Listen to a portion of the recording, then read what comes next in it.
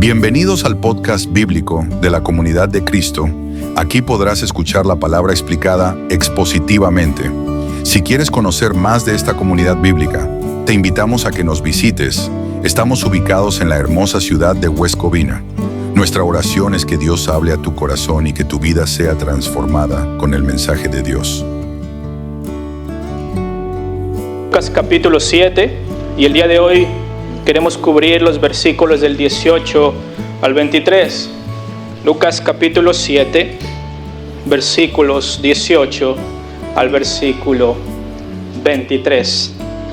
Y antes de comenzar vamos a orar.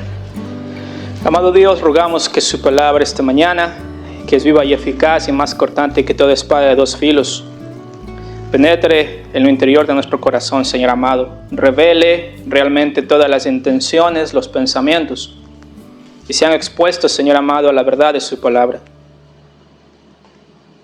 Y que podamos, Señor amado, delante de usted poner nuestro corazón, amado Dios, amado Padre, y lidiar con las cosas de nuestro corazón, Señor. Padre, necesitamos, por favor, de usted, amado Padre, que lidie con las cosas que están sucediendo en nosotros, Señor. Venimos con necesidades, con problemas, Señor amado. Usted lo sabe, amado Padre, usted los conoce. Y por eso rogamos, Señor amado, que usted haga una obra grandiosa en nuestro corazón el día de hoy. Por favor, Señor, usted conoce cada una de nuestras necesidades. Y, Señor amado, no queremos una respuesta de acuerdo a nuestra voluntad, sino queremos rogarle, Señor amado, que su voluntad sea cumplida en nosotros. En el nombre de Cristo Jesús. Amén. En Lucas capítulo 7, versículo del 18 al 23, el día de hoy, el título del sermón es ¿Eres tú el que había de venir o esperaremos a otro? Y si ustedes dicen de dónde sacó pastor esto, está en el texto. Eso es lo bueno. No tenemos que inventarnos títulos, no, está en el texto. Entonces la pregunta viene de alguien muy importante en la historia de Israel y también en la historia de nosotros como iglesia. Viene de un hombre llamado Juan el Bautista. Él hace esta pregunta. Y esta pregunta confronta realmente el corazón del profeta Juan el Bautista con quién realmente es Jesús. ¿Quién realmente es Jesús? Y si nosotros evaluamos esta sección de Lucas capítulo 7, 18 al 23, con los versículos anteriores del versículo 11 al 17 y del versículo 1 al 10, nos damos cuenta que Jesús ha venido mostrando su poder, ha venido mostrando su deidad, ha venido mostrando que Él realmente, aunque es Dios encarnado, Él es perfecto, Él es único. Es decir, Él no solamente tiene el poder de Dios, Él es Dios. Y lo ha venido demostrando a lo largo de sanar al siervo del centurión sin ni siquiera acercarse a la casa. Lo vino demostrando a través de acercarse a la viuda de Naín y solamente decirle al muchacho que estaba muerto, levántate, e inmediatamente el muchacho se levanta de los muertos, mostrando compasión delante de esta mujer. Y podríamos decir que a lo largo del libro de Lucas hemos visto a Jesús expulsar demonios con autoridad, hablar con los fariseos con autoridad, atender a cojos de nacimiento que volvieron a caminar. Hemos visto a Jesús, no solamente su autoridad, sino también hemos visto su poder, hemos visto su dominio, hemos escuchado acerca del Padre enviándolo para cumplir la voluntad del Padre.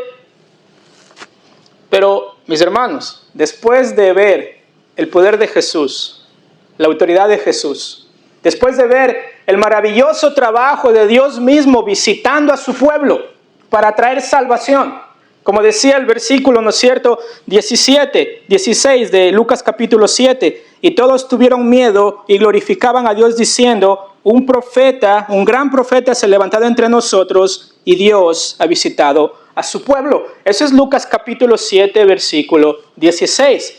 Dios ha visitado a su pueblo, es decir, Dios ha venido, Dios se ha encarnado. Pero ¿saben qué? Muchas veces todo esto puede convertirse en nuestro corazón algo de que no es suficiente. Yo sé que Jesús levantó al joven de los muertos. Yo sé que Jesús sanó al siervo del centurión. Yo sé que Jesús habla con autoridad y él mismo afirma que Él es Dios en la carne. verdaderamente hombre, verdaderamente Dios. Él está afirmando esto, pero es interesante que llegamos a un punto en la narrativa en el cual parece que Jesús no es suficiente. En el cual parece que Jesús necesita hacer algo más. En el cual parece que el Jesús que está descrito en la Escritura no se asemeja al Jesús que yo pensaba que iba a ser. Entonces necesitamos ver algo más en Jesús y necesitamos preguntarle, ¿eres tú el que había de venir? ¿O esperaremos a alguien más? Y yo creo que eso es posible que suceda en nuestra vida.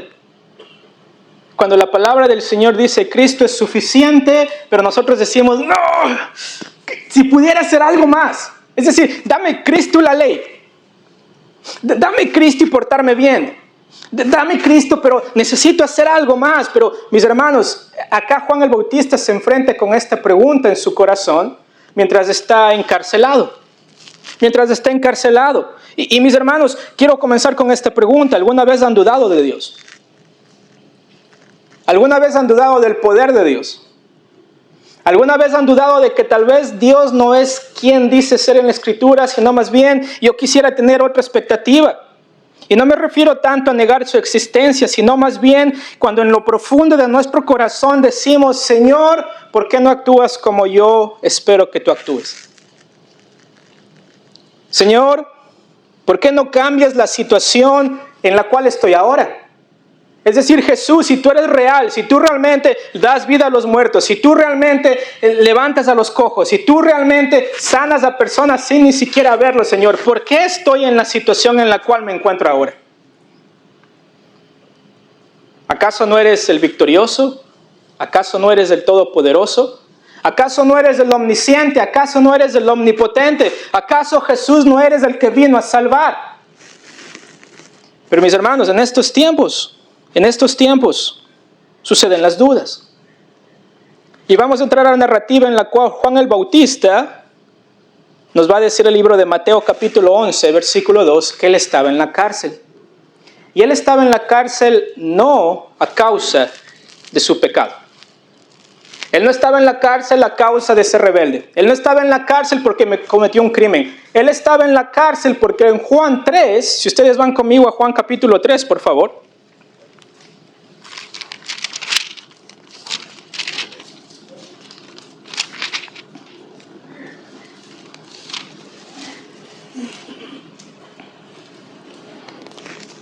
¿Lo tienen? Perdón, Lucas 3. Discúlpeme. Sí. Recuerden que esta es la introducción de Lucas al ministerio de Juan el Bautista. Y en Lucas capítulo 3 nos dice, miren lo que dice en el versículo 15. Lucas capítulo 3, versículo 15.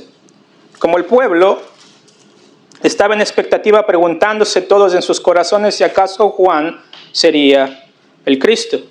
¿Okay? Había un rumor de que tal vez Juan es el Mesías. Y luego en el versículo 16 dice, respondió Juan diciendo a todos, yo a la verdad os bautizo en agua, pero viene uno más poderoso que yo, de quien no soy digno de desatar la correa de su calzado. Él os bautizará con el Espíritu Santo y fuego. Y luego dice, su aventador está en su mano y limpiará su era y recogerá el trigo en su granero y quemará la paja en fuego que nunca se apagará. Y dice, con estas y otras muchas exhortaciones anunciaba las buenas nuevas al pueblo. Entonces, ¿quién? Herodes el tetrarca, siendo reprendido por Juan a causa de Herodías, mujer de Felipe su hermano, y de todas las maldades que Herodes había hecho, sobre todas ellas añadió además esta, y encerró a Juan en la cárcel. O sea, Juan era un profeta de esos que no se juega. Era alguien que era fiel a ser precursor del Mesías, era alguien que conocía su función, y él fue la persona que dijo, he ahí el Cordero de Dios que quita el pecado del mundo. Es decir, Juan apuntaba a Jesús. El trabajo de Juan era ser el precursor del Mesías, el cual iba a decir, yo no soy el Mesías, hay uno que es más grande que yo. Pero cuando llegamos a Lucas capítulo 7, es interesante que se forman dudas en el corazón del profeta. Y mis hermanos, Juan el Bautista el profeta más grande de su tiempo, el que con una voz fuerte anunció: he aquí el Cordero de Dios que quita el pecado del mundo, ahora se encontraba en la oscuridad de una celda. Ahora se encontraba en la soledad de la prisión. Ahora se encontraba en esta situación ¿a causa de qué? No a causa de su pecado, sino a causa de seguir a Cristo. A causa de seguir a Cristo. Y desde la cárcel, Juan escucha que Jesús está haciendo milagros, que Jesús está sanando enfermos, que Jesús está haciendo la obra que de acorde al Antiguo Testamento eran las obras del Mesías. Milagros, estaba resucitando a los muertos, estaba predicando el reino de Dios. Pero ahora Juan el Bautista está confundido. ¿Por qué está confundido? Porque de alguna manera Juan el Bautista esperaba que este Mesías juez viniera, derrocara al gobierno romano, los juzgara y comenzara a reinar bajo su pueblo. De alguna manera las expectativas de Juan el Bautista acerca de quién Jesús debería ser son la introducción a esta narrativa de Lucas, en la cual nos va a demostrar cómo Jesús responde a los momentos de duda de sus siervos y cómo la fe nuestra se fortalece. No al mirar las circunstancias, sino al mirar a Cristo. No al mirar la situación, sino al mirar a Cristo. Y lo primero que quiero que veamos es la duda de un gran profeta. La duda de un gran profeta. Versículos 18 al 20. Si van conmigo, por favor. Lucas capítulo 7, versículos 18 al 20. Los discípulos de Juan le dieron las buenas nuevas de todas estas cosas y llamó Juan a 2 de sus discípulos y los envió a Jesús para preguntarle: ¿eres tú el que había de venir o esperaremos a otro?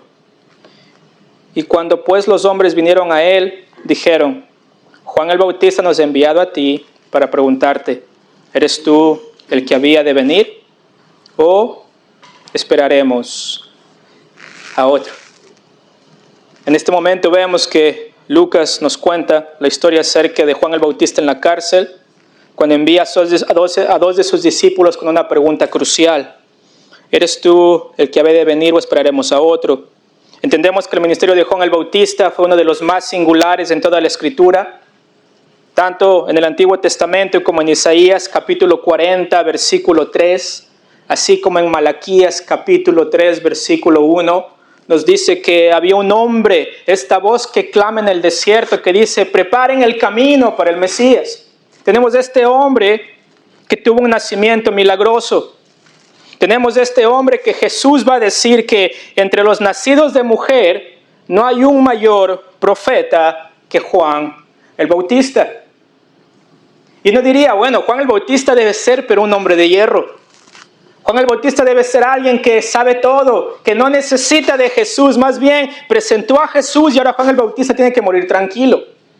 Pero es interesante que dentro de la narrativa las dudas de Juan el Bautista surgen en medio de las pruebas. Y eso es algo que necesitamos entender nosotros. Las dudas acerca de la persona de Cristo en nuestro corazón surgen en medio de las pruebas. Lo vemos esto en el versículo 18, cuando nos dice que él estaba preso. Como les dije, en Mateo capítulo 11 nos va a dar esta información que él estaba preso. Lucas no nos dice que él estaba preso, pero nos dice: los discípulos de Juan le dieron las buenas nuevas de todas estas cosas. Entonces, Juan estaba preso, aislado, aparentemente olvidado. Y yo creo que lo que está pasando en el corazón de Juan es que su fe chocaba con la realidad. Su fe estaba chocando con la realidad que él estaba experimentando. ¿Por qué? Porque si él esperaba juicio y liberación de parte de Jesús, ahora él está preso y sufriendo a causa de predicar a Jesús. Él esperaba que Jesús venga, como nos decíamos en Lucas capítulo 3, viene el juicio de parte del Mesías, pero Jesús viene con misericordia y compasión. Jesús viene a comer con los publicanos, con los cobradores de impuestos. Jesús viene a tener misericordia de una viuda que nadie conocía. Jesús viene a sanar al siervo de un centurión. Es decir, toda la fe de Juan el Bautista comienza a surgir estas dudas. ¿Por qué? Porque la fe que él tenía en Jesús y lo que Jesús tenía que hacer no estaba de acuerdo a lo que Juan el Bautista pensaba que él debía hacer. ¿Y no sucede eso en nuestras vidas muchas veces? Queremos que Jesús haga nuestra voluntad. Queremos que Dios actúe como nosotros queremos, cuando nosotros queremos. Y si no lo hace, ¿qué surge en nuestro corazón? Dudas. Dudas. ¿Será que tú realmente eres todopoderoso? ¿Será que tú realmente, Señor, tienes el control sobre todo? ¿Será que tú realmente, Señor, quieres mi bienestar? Y si ustedes ven a Juan el Bautista, él estaba preso. Y por ejemplo, si van a Mateo capítulo 11, vayan conmigo por favor para que vean el paralelo. Mateo capítulo 11, versículo 1 dice: cuando Jesús terminó de dar instrucciones a sus 12 discípulos, se fue de allí a enseñar y predicar en las ciudades de ellos. De ahí recuerdan, Jesús va a sanar al siervo del centurión y luego la viuda de Naín. Y luego dice, al oír Juan el Bautista en la cárcel, ¿qué escucha Juan? Los hechos de Cristo, ¿ok?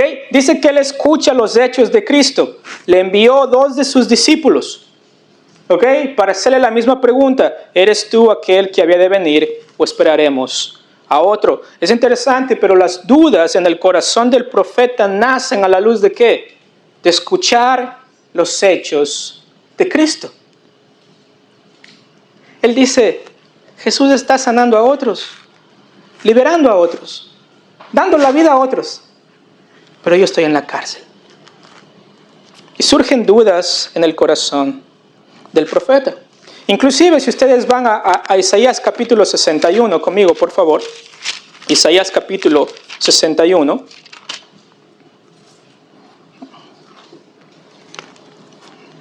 Isaías capítulo 61. Habla acerca del siervo del Señor. Y dice acá, el Espíritu del Señor está sobre mí. Y recuerdan que esto es algo que el Señor Jesús lo lee. Miren lo que dice acá. El Espíritu de Jehová, el Señor, está sobre mí porque me ungió Jehová y me ha enviado a predicar las buenas nuevas a los abatidos, a vendar a los quebrantados de corazón, a publicar libertad a los cautivos y a los presos, apertura de la cárcel, a proclamar el año de la buena voluntad de Jehová y el día de la venganza del Dios nuestro, a consolar a todos los enlutados. Y Juan el Bautista sabe esto, pero él está preso. Y Jesús no está viniendo donde Juan el Bautista a librarlo de la cárcel. Okay. Jesús no manda, después vamos a ver que Jesús no le manda a los mensajeros a decirle, dile que mañana se va a abrir la puerta de la prisión y va a poder salir libre. No, Juan el Bautista va a morir decapitado a causa de Herodes. Le van a entregar la cabeza de él en una fiesta romana, delante de Herodes, su mujer y la hija de su mujer, la esposa del hermano de Herodes. Hay una perversión tal, pero lo que estamos viendo es que la duda del profeta viene a la luz de que Jesús no está actuando como él quería que actúe. Las dudas vienen a su corazón y debemos entender una segunda cosa, que las dudas nacen de unas expectativas equivocadas. Las dudas nacen de expectativas equivocadas acerca de la persona de Jesús. Es decir, ¿qué esperamos de Jesús realmente? ¿Qué es lo que nosotros tenemos la convicción que Jesús debe hacer? Por eso en Lucas capítulo 3, 16, 17 decía que Juan el Bautista, que Jesús viene con hacha y fuego, es decir, viene a juzgar. Y por eso en Lucas capítulo 7 dice que los discípulos de Juan, versículo 18, dieron las buenas nuevas y llamó Juan a sus 2 discípulos y dice que él les envía. Es decir, no vacila él, sino que a la luz de las dudas que tiene su fe, ¿qué es lo que hace Juan el Bautista? Llama a sus discípulos y los envía ¿a quién? A Jesús. Exacto, si hay alguien que puede responder las dudas existenciales del corazón del profeta, no es Herodes, no son los apóstoles, no es el sacerdote. ¿Quién es? Es Jesús mismo.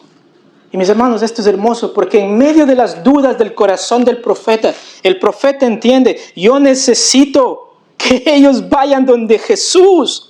Y al ir a Jesús le pregunten realmente, ¿eres tú el que había de venir o esperaremos a otro? Y acá es enfático. ¿Qué está diciendo Juan el Bautista? Es decir, pregúntenle a Jesús directamente. Es decir, no lo dejen ir, no lo dejen moverse, lo agarran ahí en la esquina y le dicen, ¿eres tú? Es decir, tú eres el que había de venir, tú y nadie más que tú es el que había de venir, porque estamos viendo las señales, porque estamos viendo que tú haces muchas cosas, pero vemos a Juan en la cárcel. Entonces déjanos saber, ¿eres realmente tú el que había de venir? Y el que había de venir no es una frase ajena al Antiguo Testamento. Es una frase que se utiliza en Salmo 118, versículo 26. Y en Habacuc capítulo 2, versículo 3.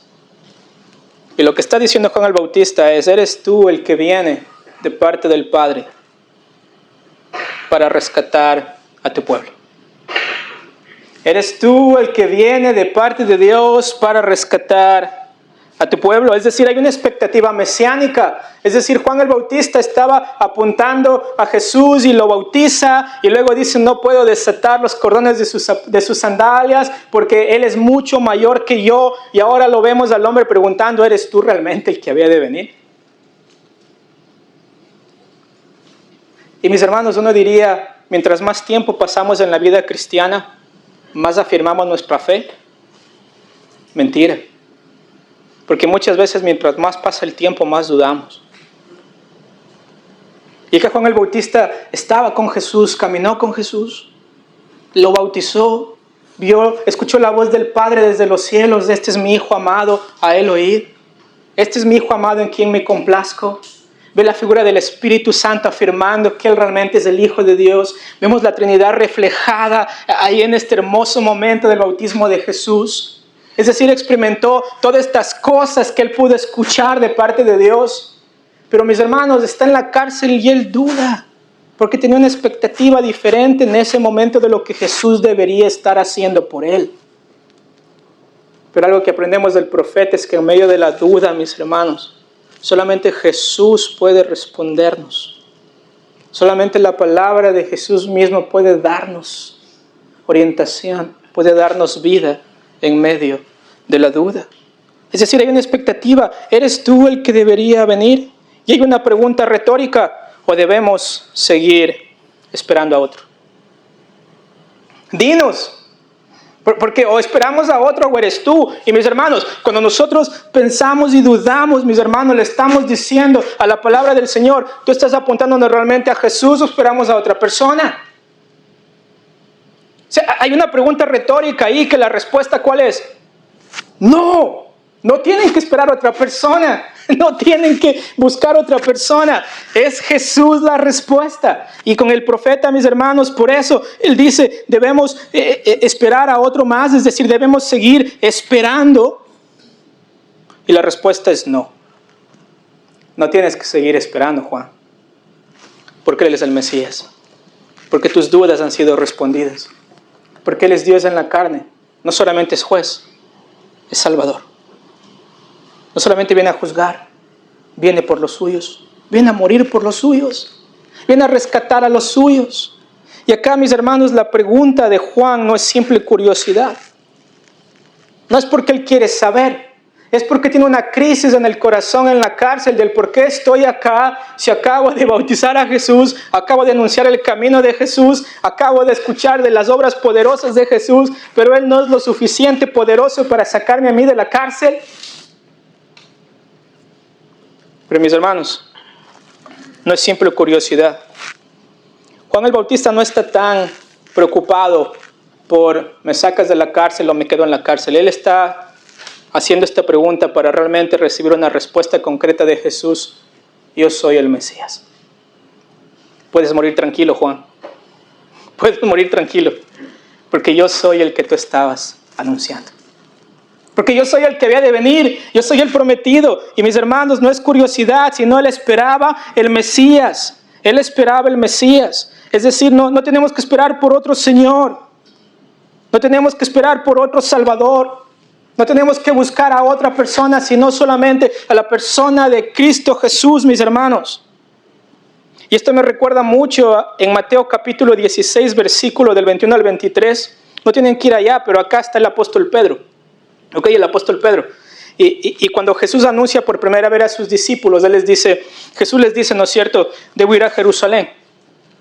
¿Para qué? Para ser rechazado y para morir. Ok, debo morir. Y para Pedro es como que lleno de entusiasmo, Pedro le dice, Señor, ten compasión de ti mismo, en ninguna manera te acontezca esto. Y Pedro viene como en defensa de Jesús. Y Pedro dice, Señor Jesús, ¿cómo es que vas a morir? Tú eres el Mesías, por ti estábamos esperando. Y mis hermanos, vemos estas falsas expectativas acerca de quién realmente yo quiero que Jesús sea. Para Pedro, el Mesías no podría sufrir ni morir. Para Pedro, él debía triunfar, visiblemente derrocar a los romanos, pero su expectativa, mis hermanos, era de un liberador nacional, no la del siervo sufriente de Isaías capítulo 53. Y Jesús lo corrige, ¿no es cierto? ¿Y qué le dice Jesús a Pedro? Quítate de delante de mí, Satanás. Le dice Satanás. Porque el apóstol Pedro tenía una expectativa de Jesús, que no era la correcta. Y él quería impedir que Jesús vaya a la cruz. Y mis hermanos, no podemos impedir la voluntad de Dios. Se va a llevar a cabo. Y acá es interesante que le dice, me eres tropiezo porque no pones la mira en las cosas de Dios, sino en la de los hombres. Y mis hermanos, nuestras dudas acerca de Jesús principalmente vienen porque no vivimos con la mira puesta en las cosas de Él, sino con la mira puesta en las cosas terrenales. En las cosas que yo quiero que me salgan bien, en las cosas que yo quiero que Jesús me ayude. Y mis hermanos, Pedro amaba a Jesús, pero amaba a Jesús a su manera. Amaba a Jesús como él quería. Y Jesús lo corrige, mis hermanos, enseñándole que el verdadero Mesías no vino primero a conquistar con espadas, sino vino a morir por los suyos. Vino a morir por los suyos. Entonces vemos la duda del gran profeta, mis hermanos. Y vemos que esta duda normalmente sucede en los tiempos de prueba. Y son dudas que nacen a la luz de tener una expectativa incorrecta acerca de quién Jesús es. Entonces, si ahora están dudando, yo les animaría primeramente a que no dejen que la prueba que están pasando en este momento les haga olvidarse de que Dios está en control de su situación. Les haga olvidarse de que el Señor preparó esto específicamente para ustedes, porque es necesario para que su fe sea aprobada. Y mis hermanos, las expectativas que tenemos de Jesús, si no son bíblicas, necesitamos desecharlas. Si no son bíblicas, necesitamos deshacernos de ellas. No tenemos que hacernos a un Jesús a nuestra imagen. Él se reveló a nosotros a través de la Escritura. Y podemos conocerlo no exhaustivamente, pero sí verdaderamente. Podemos saber su voluntad verdaderamente en la Escritura. Entonces no dejemos que las dudas y las falsas expectativas de lo que Jesús debería hacer, mis hermanos, nos confundan de cuál es la voluntad de Dios para nuestra vida. Pero es interesante que dentro de las dudas del gran profeta, Jesús no lo condena, ¿no es cierto? No le dice, wow, Juan, yo esperaba más de ti. Wow, Juan, has estado conmigo y, hey, tú no eres un gran profeta. No, el Señor Jesús actúa con misericordia delante de Juan y le responde. Y segundo, vemos la respuesta de Jesús. Vemos la respuesta de Jesús. Vimos la duda del gran profeta y ahora vemos la respuesta de Jesús. Miren lo que nos dice el texto en Lucas capítulo 7, versículo 21. Después que le hacen la pregunta, ¿no es cierto? Esta afirmación, ¿eres tú el que había de venir o esperamos a otro? Y la respuesta a esa pregunta retórica es no deben esperar a otro. Pero acá viene la respuesta de Jesús. Y la respuesta de Jesús, primeramente Jesús responde con hechos que se cumplen en la Escritura. Es decir, su respuesta no fue solamente palabras, sino fue evidencia de que Jesús realmente es el Mesías. ¿Okay? No fueron solamente palabras, dice en el versículo 21, en esa misma hora, es decir, en ese mismo momento, ¿qué es lo que hace Jesús? En ese mismo momento, Él sanó a muchos de enfermedades y plagas y de espíritus malos, y a muchos ciegos les dio la vista.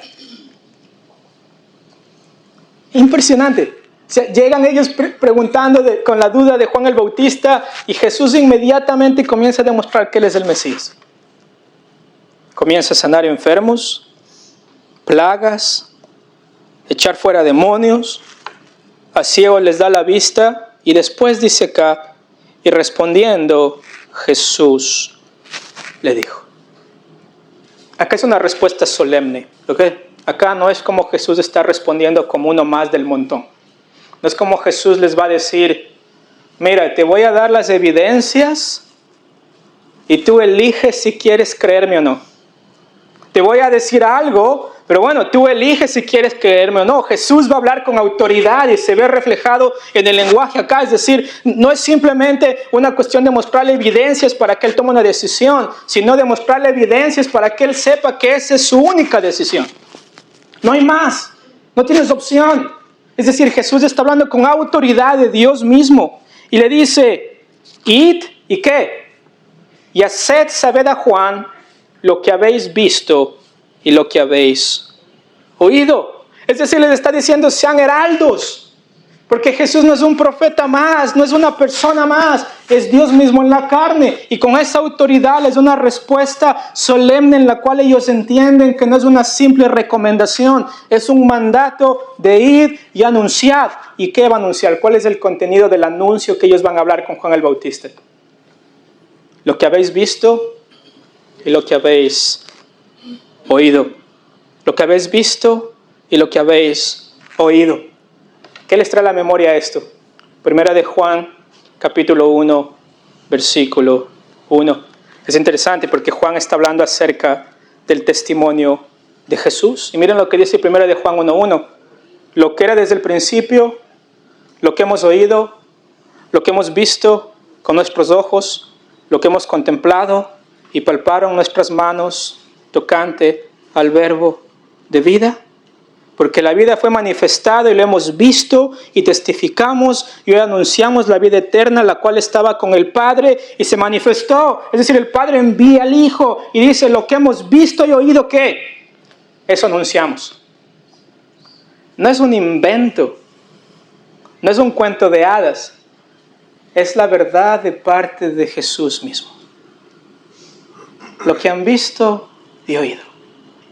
Es decir, no les está mandando como profetas para que se inventen, como para que le digan, mira, para que le den más ánimo a Juan, miéntanle. Okay, denle una promesa falsa, una esperanza falsa, invéntense lo que ustedes quieran. No, Jesús les dice, díganle exactamente lo que ustedes han visto y oído. Y me recuerda esto, mis hermanos, del anuncio de los apóstoles, de que ellos no estaban inventando nada, sino que lo que el Padre le dijo al Hijo, el Hijo lo pasó a sus apóstoles y sus apóstoles no hablaron cosas nuevas, sino lo que el Hijo les habló a ellos. Lo que el Hijo les dio a ellos. Es hermoso ver cómo Jesús los hace testigos. En medio de la duda, mis hermanos, en medio de la duda, el Señor los convierte de alguien que duda a alguien que es testigo. ¿A la luz de qué? A la luz de la verdad de sus hechos. A la luz de la verdad de su persona. Es decir, los discípulos de Juan el Bautista vienen y se encuentran con Jesús y ven a los ciegos recobrar la vista. Ven a los cojos caminar. Y Jesús le dice en el versículo 22 mismo, dice, lo que habéis visto y oído. ¿Qué es esto? Los ciegos ven, los cojos andan, los leprosos son limpiados, los sordos oyen, los muertos son resucitados y a los pobres es que anunciado el Evangelio. Mis hermanos, Jesús no da teoría. Jesús de alguna manera no está tratando de confundirlos, sino que les dice, estos son los hechos percibidos, esta es la evidencia, es decir, hay una serie de presentes acá, no dice, hey, los ciegos vieron, o los cojos anduvieron, o los leprosos fueron limpiados, sino que en el presente Jesús dice, esto es lo que está pasando ahora, esto es lo que está pasando ahora. Los ciegos ven continuamente, los cojos andan continuamente, los leprosos son limpiados continuamente, los sordos oyen continuamente, los muertos son levantados continuamente y el evangelio es anunciado continuamente. ¿Qué está diciendo acá Lucas al contarnos esto? Que la obra de Jesús permanece, demostrando que Él es el Mesías. Que la obra de Jesús es continua, demostrando que Él es el Mesías. Que nadie puede estorbar la obra de Jesús porque Él es el Mesías. Los demonios no pueden oponerse al poder de Cristo. Las enfermedades no pueden oponerse al poder de Cristo. Mis hermanos, el Evangelio, el corazón del ser humano no puede oponerse a la luz del resplandor del Evangelio de Cristo Jesús, porque continuamente el Evangelio dice, Cristo es Señor y Cristo es Salvador. Y es hermoso ver la continuidad del ministerio de Jesús. Cuando en medio de la duda, Jesús les dice, lo que han visto y oído, van y le dicen a Juan. Continuamente los ciegos ven, continuamente los cojos andan, continuamente los leprosos son limpiados. Es decir, mis hermanos, no hay nada que se oponga a Dios. No hay corazón que pueda oponerse a la voluntad perfecta de Dios mismo. Y esto el Señor Jesús no estaba hablando en un vacío, sino está citando Isaías capítulo 35 y está citando Isaías capítulo 61, que está conectado con la expectativa de la venida del Mesías. Y mis hermanos, Jesús está presentando las señales mesiánicas como hechos actuales y como hechos continuos. Es decir, estas señales no son aisladas. Estas señales tienen que ver con que el Rey está presente en la tierra. Que el reino de Dios ha llegado, ¿por qué? Porque el Rey está presente en la tierra. Esos son, mis hermanos, lo que Jesús hace al responder a la duda. Responde con hechos que son cumplidos en la Escritura. También Jesús responde con misericordia. Jesús responde con misericordia. O sea, Él dice, yo vine para dar vista a los cojos. Para dar vista a los ciegos, para levantar a los cojos. Y todos estos milagros tienen que ver con la misericordia de Dios por un pueblo rebelde. Todas estas cosas tienen que ver con la misericordia de Dios por un pueblo rebelde. Ninguna de las personas que estaban siendo sanadas se merecían ser sanadas. Pero vemos la compasión de Dios mismo al responder la duda con obras grandiosas de su poder. Esto demostraba que Él es el Mesías. Esto demostraba que no deben esperar por ningún otro. Esto demostraba que Él es el único Salvador. Y mis hermanos, cuando dudamos, necesitamos volver a mirar lo que Jesús es y lo que Jesús hizo. Necesitamos regresar a la Escritura para que nos diga qué es lo que Jesús es y qué es lo que Jesús dijo. Es decir, nuestra fe no se sostiene en emociones, mis hermanos. Nuestra fe no se sostiene por las emociones. Nuestra fe no se sostiene, bueno, si Cristo hace algo por mí, yo hago algo por Él. Si Cristo responde algo por mí, yo respondo algo por Él. No tiene que ver con la roca que es Cristo Jesús. Nuestra fe está cimentada en la persona de Cristo Jesús revelada en las Escrituras. Esa es nuestra fe. Cuando tengamos dudas, vamos a la Escritura y vemos a Cristo Jesús revelado y confiamos más en Él y descansamos más en Él. Entendemos que yo puedo tener expectativas acerca de Jesús que no son correctas, pero cuando voy a la Escritura y lo veo como Él realmente es, descanso en la roca. Porque entiendo que mis expectativas de Jesús no son las que deben dominar mi vida, sino las que la Escritura realmente responde acerca de la persona de Cristo Jesús. Y por último, Jesús no solo responde con estas evidencias acerca de que Él es el Mesías, sino también da una bienaventuranza. Da una bienaventuranza que marca el corazón de la fe. Miren lo que dice Lucas capítulo 7, versículo 23. ¿Y bienaventurado quién? Bienaventurado aquel que no halle tropiezo en mí. Bienaventurado aquel que no halle tropiezo en mí. ¿Cuál es esta bienaventuranza? ¿Cuál es esta bienaventuranza? Primeramente, mis hermanos, que no veamos al Mesías como un tropiezo. Y tropiezo tiene que ver con algo que ofende. Es decir, en el primer siglo muchos se escandalizaron de la persona de Jesús. ¿Por qué? Porque no se ajustaba a sus expectativas. Es decir, no era alguien que ellos pensaban que Él era. Pero acá vemos que dice que bienaventurado aquel que no haya tropiezo en Él, sino más bien que haya bendición en Él. Aquel que haya a su Salvador en Él. Aquel que haya a su Señor en Él.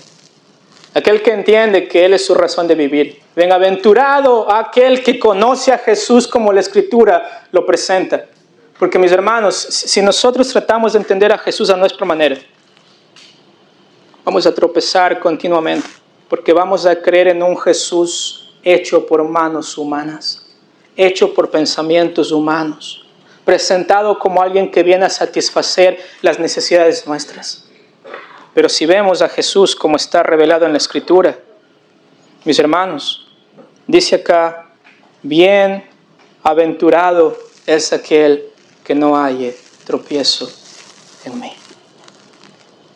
Bendito, doblemente feliz. Y mis hermanos, mi oración es que todos acá podamos encontrar esa bienaventuranza de conocer a Jesús como la Escritura lo describe. Pero mis hermanos, la Escritura mismo dice que muchos encontrarán tropiezo en la persona de Jesús. ¿Por qué? Porque no es la roca de salvación para ellos.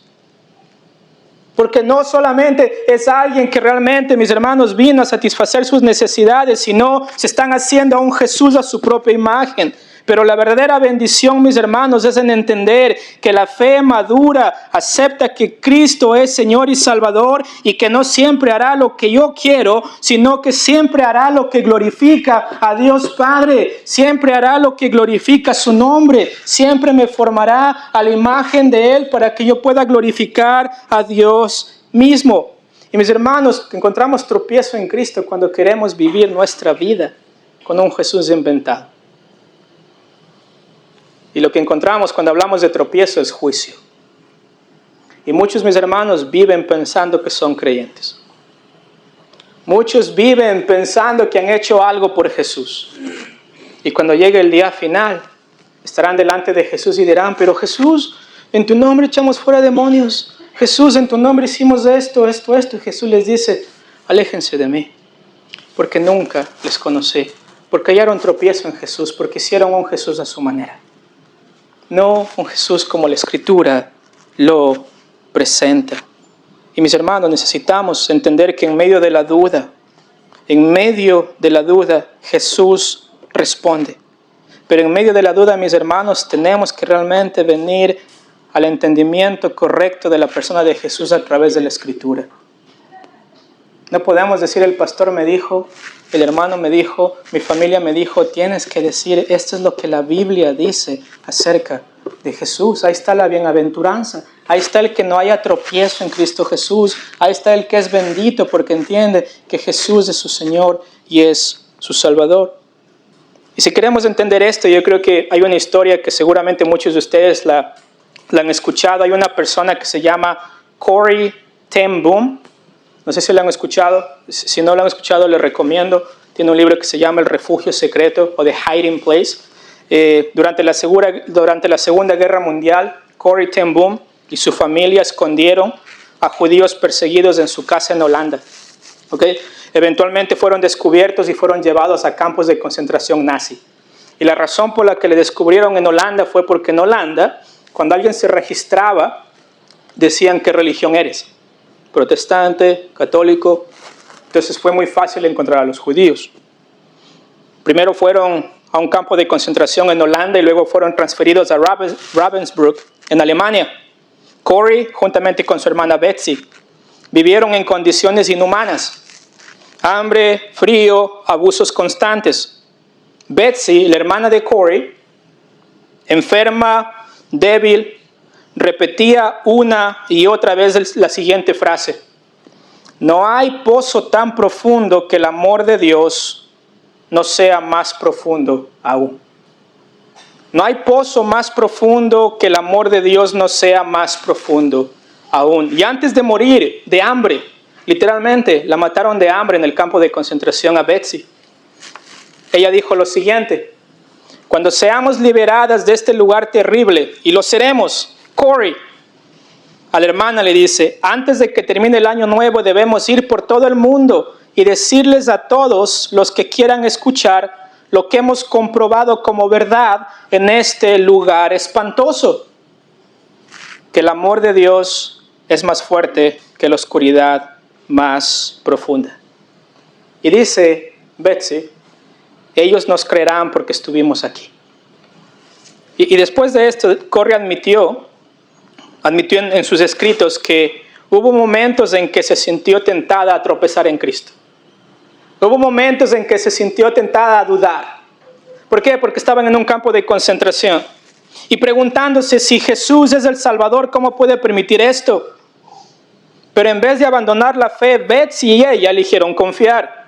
Betsy murió en el campo de concentración, pero en la soberanía de Dios, Corey sobrevivió y salió proclamando al mundo que la esperanza en Cristo no defrauda. Y en un libro que Corey escribió que se llama El Refugio Secreto, dice lo siguiente: nunca se sabe que Cristo es todo lo que necesitas hasta que Cristo es todo lo que tienes.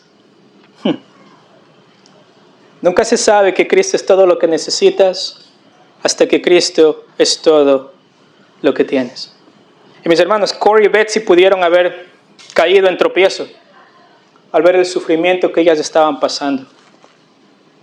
Pero hallaron una bienaventuranza de seguir confiando en Cristo Jesús. De seguir confiando en el plan del Padre al enviar al Hijo. Y del Hijo, juntamente con el Padre, enviar al Espíritu Santo para poder transformar el corazón de personas como nosotros. Hallaron la bienaventuranza de que fueron felices no porque todo salió bien, sino porque en medio del horror no se escandalizaron de Jesús, no vieron tropiezo en Jesús, no cuestionaron a Jesús, sino que más bien dijeron, Jesús está en control de nuestra situación, hasta el punto que nos damos cuenta que lo único que tengo en esta situación es Cristo. Esa es la bienaventuranza de nuestras vidas. Por eso somos afortunados, mis hermanos. Porque lo único que tenemos, a la única persona que nosotros acudimos en medio de la duda, es nuestro Señor y Salvador, Jesucristo. Y les animo, mis hermanos, para que en momentos de duda a causa del sufrimiento sea una oportunidad para acercarse más a Cristo. Cuando tengamos duda, no se acerquen al horóscopo, no se acerquen al vecino, a la vecina, no vayan al supermercado a buscar respuestas. Abran la Escritura. Abran la Escritura. Y cuando lleguen al final de este proceso, mis hermanos, que la bienaventuranza ustedes sepan que está en confiar más en Cristo Jesús. No tendremos todas las respuestas. Y no vamos a tener todas las respuestas, si no seríamos Dios. Pero sí conocemos al que las tiene. Y sí conocemos al que todas las cosas que Él hace, lo hace para su gloria. Y lo hace para el bien de su pueblo. Entonces, mis hermanos, no dejemos que la duda destruya esta expectativa. No debemos esperar a nadie más. Jesucristo es el Mesías. No debemos buscar por nadie más. Él es el Señor. Y mis hermanos, no debemos ir a otro lugar para conocerlo, sino solamente la Escritura. Y confiamos que Él vendrá otra vez. Y termino con esto. Charles Spurgeon dijo lo siguiente: dudar de ti mismo es saludable, pero dudar de Cristo es fatal. Dudar de ti mismo es saludable, pero dudar de Cristo es fatal. Mis hermanos, en sus dudas no miren a sí mismos. miren a Cristo. En sus dudas no busquen consuelo fuera. No, encuéntrelo en la roca que es Cristo Jesús. Gracias por habernos escuchado. Esperamos que este mensaje nos ayude a parecernos más a Cristo. Deseamos que Dios bendiga tu vida con su palabra.